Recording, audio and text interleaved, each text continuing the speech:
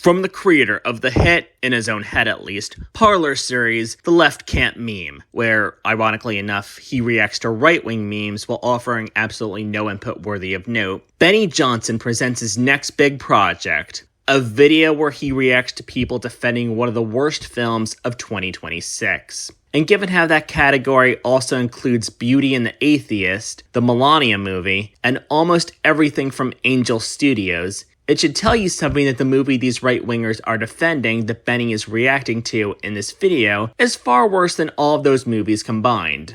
Vigilante justice and revenge porn have always been popular box office genres, right? Batman versus the Joker. That's revenge for the Joker to do his family. I guess that depends on the Batman movie in question. If it's the Batman movie from 1989, then yeah, Joker killed Batman's family. However, in most other sources, when it comes to the death of Bruce Wayne's parents, they were killed by Joe Chill. Also, most people don't watch Batman movies for the revenge. They watch them because they like the character from the comics.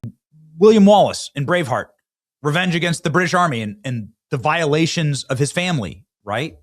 This is one of the best movies ever made. Admittedly, I have only seen clips of Braveheart, but while it was critically acclaimed and has reignited hopes of Scottish independence, it has come under fire from historians regarding its historical inaccuracies, especially considering how, after Wallace's defeat at the Battle of Falkirk, he didn't go on a revenge killing spree against the lords who betrayed him, but instead tried to get allies from France and Rome. Django Unchained, you had slave versus slaveholder. Inglourious Bastards, you had the American Special Forces, a Jewish guy on American Special Forces versus the Nazis, right? Sinners, I think more recently, black people versus white vampires. Haven't seen Django Unchained or Inglourious Bastards, so I can't comment on either of them, but Sinners wasn't a movie about vigilante justice or revenge porn. While there is a scene where characters attempt to get revenge near the end of the movie, A, those characters were members of the Klan, and B, Smoke, who was one of the movie's protagonists, was trying to protect himself as the Klan members were trying to murder him. I don't know. I didn't watch it. It shows. So anyway, the model works, but the model has to have an antagonist that is so hated and loathed that you don't mind seeing vigilante justice done against them, like vampires or slaveholders or the British Army, right? I'm surprised he didn't mention Nazis as one of his examples, given how he brought them up earlier when discussing Inglourious Bastards. Guess he didn't want to piss off his audience. And you have to choose the right antagonist. They have to be morally repugnant and they have to be indefensible. But what if your antagonist in your revenge movie is a protected minority group? Life's too short. If you're a conservative influencer who doesn't have any charisma or charm, but wants to be as Islamophobic as possible, destroy an entire population's clean drinking water by using AI.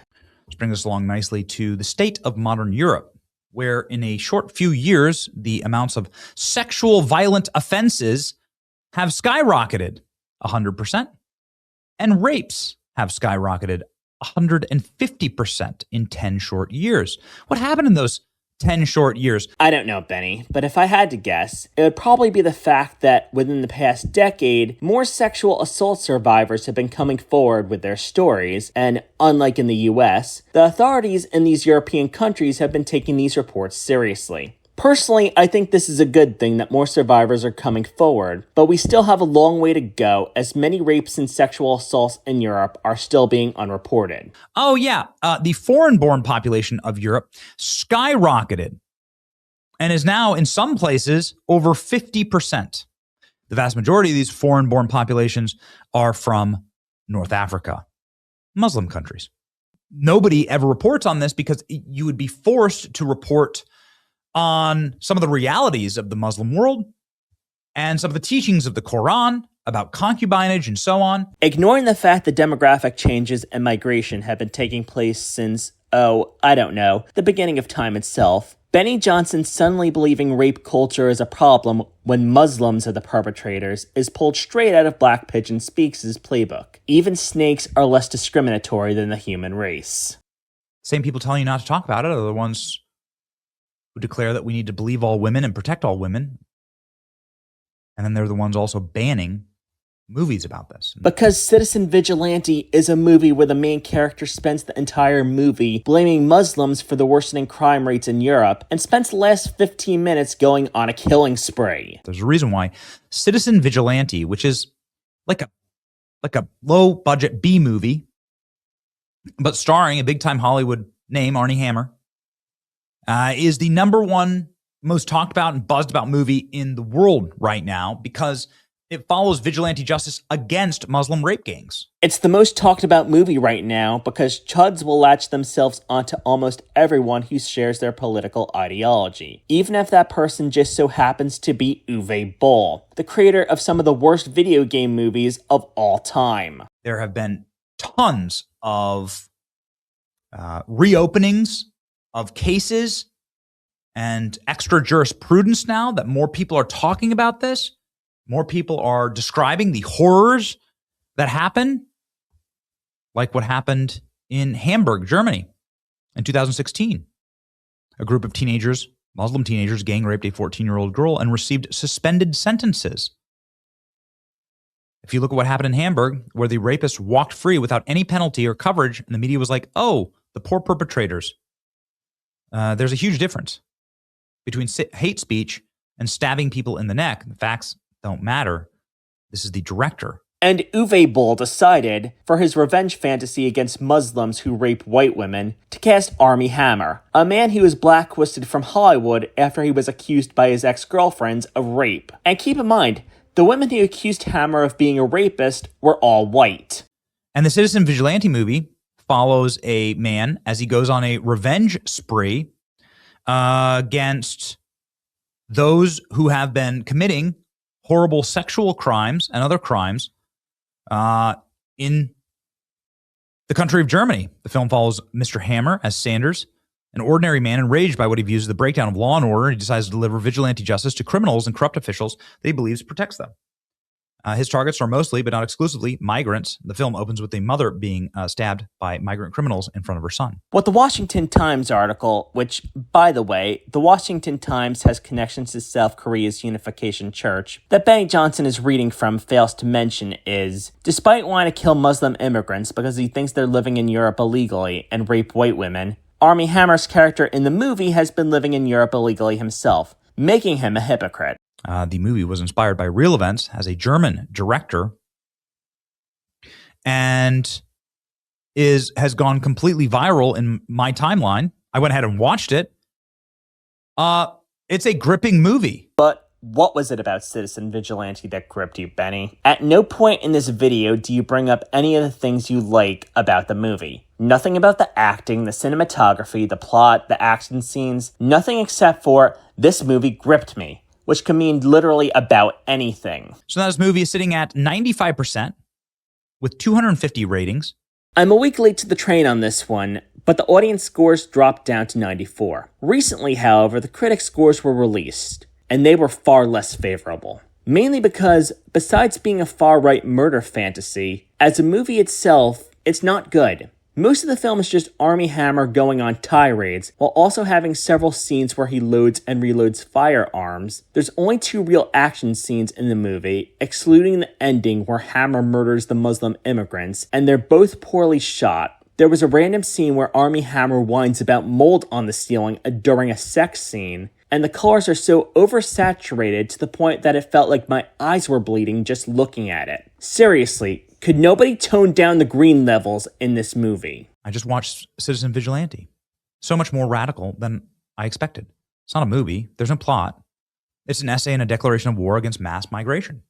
It's a literal call to arms. After spending the 2000s making the worst video game movies imaginable, Uwe Boll decided to make political movies that appeal to far-right fascists. Sure, he could say in countless interviews that the film is not meant to be an open endorsement of murdering immigrants, but given how incompetent of a filmmaker he is, many on the right are viewing Citizen Vigilante as an open endorsement of their ideology. Also, I'd like to apologize in advance. Given how what you just saw of Benny Johnson reading tweets while offering absolutely no input worthy of note is going to be the rest of the video, I'm going to be cutting out a lot of this as it gets really boring really quickly. There's only so much of Benny Johnson's lack of charisma and personality I can handle.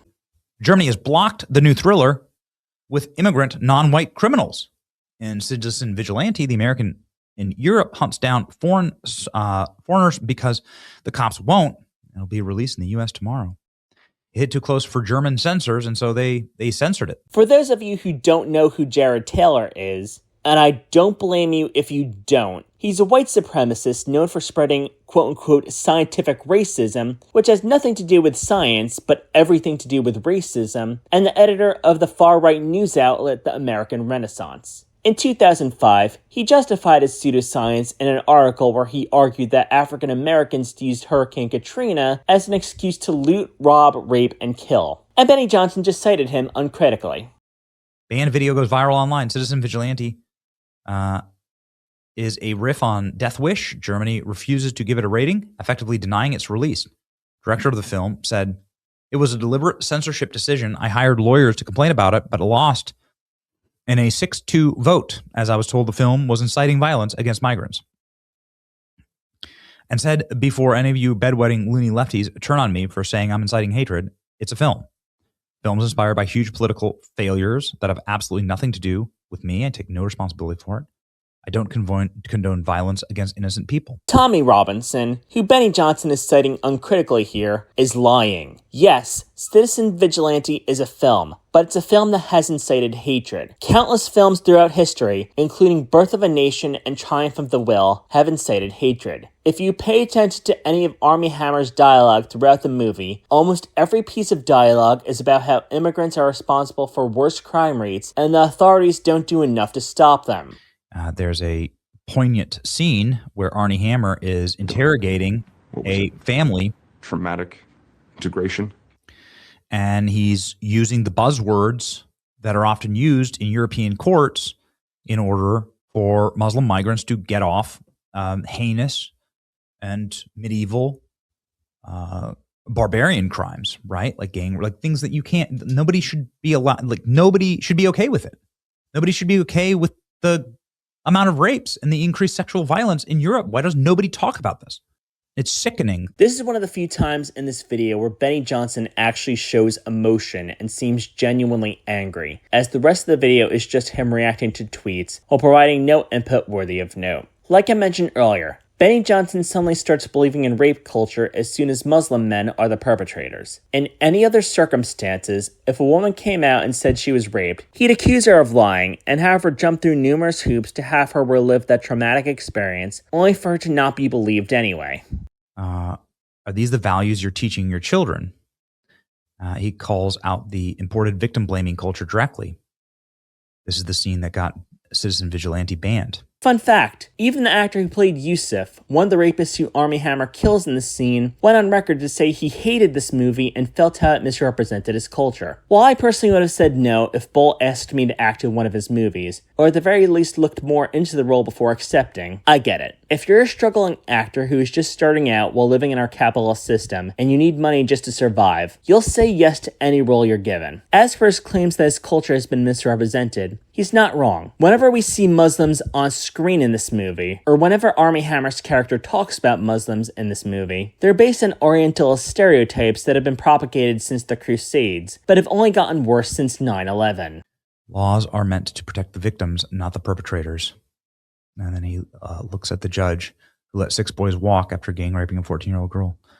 You are the cancer that is killing society. Isn't this the scene where Hammer's character gives the judge a heroin overdose, and then when he goes to make the judge's murder look like a suicide, drives in the wrong lane, causing the other car heading straight towards them to crash and burn into a ditch, while also killing the driver and any potential passengers of the other vehicle in the process? And doesn't Hammer's character then blame the victim of the crash by saying the driver was too obedient to the law? Because this is the exact opposite of a likable and rootable protagonist. This is why they banned Citizen Vigilante. This film was dedicated to the thousands of rape and murder victims across Europe who were betrayed by our legal system. Ooh. This is disgusting. To dedicate a movie to the victims of rape and murder across Europe, and then cast Armie Hammer, a man accused of rape, as your protagonist, is disgusting. Just finished watching. This movie is very satisfying. finally have the balls to portray the reality of the Islamic takeover of Europe. Armie Hammer did a superb job playing the title role. Don Keith, I should mention, posted a video to Twitter a few months back after he had been denied entry into the UK, where he claimed that Pakistan's information minister, Atullah Tarar, who was speaking in Pakistan, was instead speaking at a town council meeting in the UK. Tons of users pointed out how Don Keith was lying through his teeth, just to show you the types of people Benny Johnson cites uncritically. People are complaining that he spends the first half of the movie murdering white people and not migrants, fail to understand that is hammering home an important premise.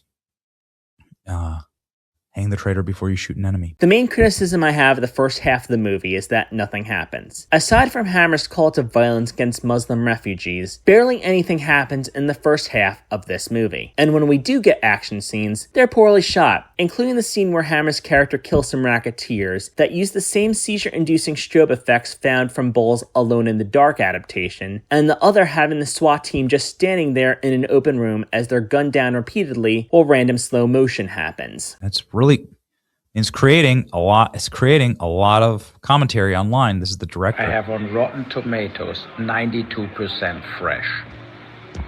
That's unbelievable. Oh god. The positive reception from Rotten Tomatoes' audience score inflated Bull's already overinflated ego, to the point where he's posting AI slop of his generic edgelord killing Supergirl. His meme doesn't even make sense, as unless Kara is on a planet with a green sun, bullets can't kill an alien that's bulletproof. But anyway, I dread if Bull thinks that this positive reception means he can return to making video game movies that have plots loosely based on the synopsis of the games he read on the back of the box. Anyway, if you're interested, go watch it. Unfortunately, I did already watch this movie, so that way I knew what I was talking about when I responded to your video, Benny. Granted, I watched it through Look Movie too, so I wouldn't have to give Bull any money. But minus the casting of Hammer himself, as he's of Russian and Ukrainian Jewish descent, I could easily see Generation Identity, Voices of Western Kind, the editors of Metapedia, or any other far-right pan-Europeanist group making this. To anyone at home, if you haven't seen Citizen Vigilante yet, I recommend watching almost anything else. Anyway, that was Benny Johnson. I responded to quite a number of conservative influencers, but Benny Johnson might be my least favorite. He is the type of person who made his grift of licking Trump's boots his entire personality. With the exception of 1 or 2 moments where he shows genuine anger, most of the video is just him sitting down and reacting to tweets from other white supremacists, including Jared Taylor and Tommy Robinson, while providing no insight or worthy input at all. I guarantee that him kissing the boots of almost every right-winger on the planet is probably the only reason why he has an audience, as, personality-wise, Benny Johnson makes watching paint dry feel interesting by comparison. And he recently made a couple of videos about the Supreme Court's decision to uphold birthright citizenship, where he does much of the same thing. Until next time, I'm Danny Quartz, and I really should rethink my life choices. Seriously, folks, don't watch Citizen Vigilante. And Bull, if you're watching this video, I decline your invitation to face you in a boxing match. Thank you all for watching.